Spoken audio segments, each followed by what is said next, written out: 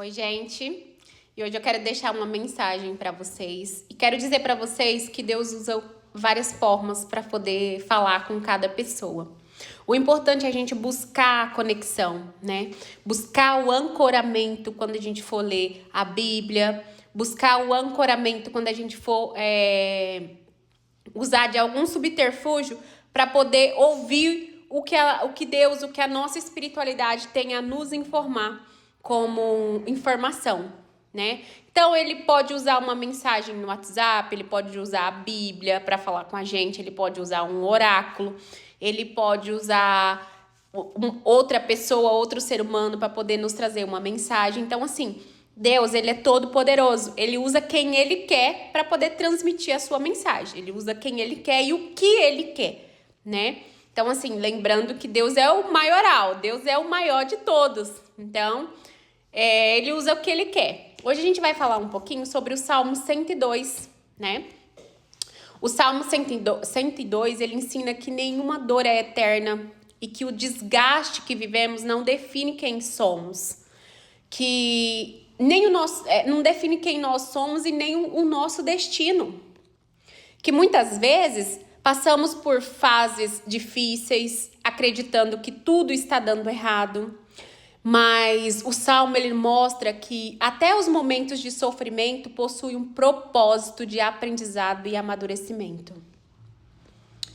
Cada situação que a gente vive é para nos ensinar alguma coisa, né? Às vezes é para ensinar a gente a desenvolver força, às vezes é para nos ensinar a aprender limites, às vezes é para nos despertar o nosso amor próprio, né? Às vezes é para ensinar a gente a confiar mais em Deus. Às vezes é para ensinar a gente a desapegar do controle. Porque nós, seres humanos, a gente quer controlar tudo, né? A gente quer controlar as pessoas, quer controlar o marido, quer controlar os filhos, quer controlar os amigos. Como se a gente tivesse poder sobrenatural vivendo humano como humano encarnado aqui na Terra, né? A gente quer ser Deus, mas não consegue, porque a gente é um ser humano encarnado aqui na Terra, né?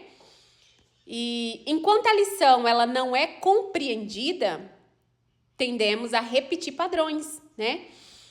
Emoções, situações parecidas, né? A gente fica ali rodando naquela roda de samsara. Mas quando nós adquirimos a consciência e aprendemos que aquela experiência veio ensinar algo, aquilo começa a perder força sobre a nossa vida. E por isso, o verdadeiro alinhamento, pessoal, não acontece primeiro fora, ele acontece primeiro dentro de nós.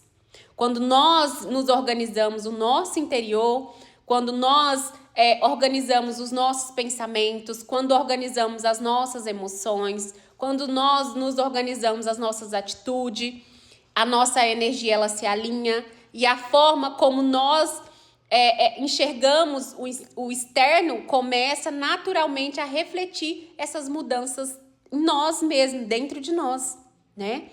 É como se a vida ela respondesse ao nosso estado interno. Quando nós estamos desalinhados emocionalmente, principalmente, tudo ao nosso redor ele parece pesado, parece confuso, parece difícil. Mas quando nós nos curamos, nós nos fortalecemos e nos alinhamos com a nossa verdade, né? Aquilo que é compatível com a nossa versão, ele começa a se aproximar. Aquilo que tá vigente ali, a nossa energia, ele começa a vir pra gente com leveza. Então, assim, é aquele famoso, tudo que é seu, solta, que vai encontrar um caminho de volta, né? Então, o segredo aqui, pessoal, não é correr atrás desesperadamente de alguma coisa. Às vezes, você perdeu o seu namorado, perdeu o seu marido, ou vice-versa, a sua esposa, perdeu a sua esposa, ou a sua namorada, e aí tá desesperado, correndo atrás dela, querendo controlar. Não, solta, porque tudo que é seu, ele tem um caminho para voltar, se for verdadeiro e se for alinhado de acordo com a justiça e com a justiça de Deus e o seu merecimento. Então, quando você solta o controle, se for da vontade de Deus, vai vir até você. Se não for, tudo bem, foi um aprendizado. A gente tem que ser grato pelos aprendizados, né? Que todos os dias a gente aprende alguma coisa.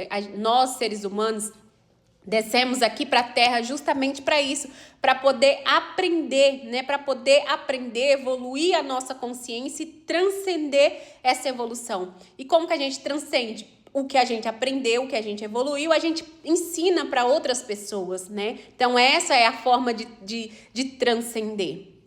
E o segredo, pessoal, o maior segredo é voltar para si, é aprender a lição, é se alinhar internamente, é permitir que aquilo que já vibra na sua frequência encontre o seu caminho até você.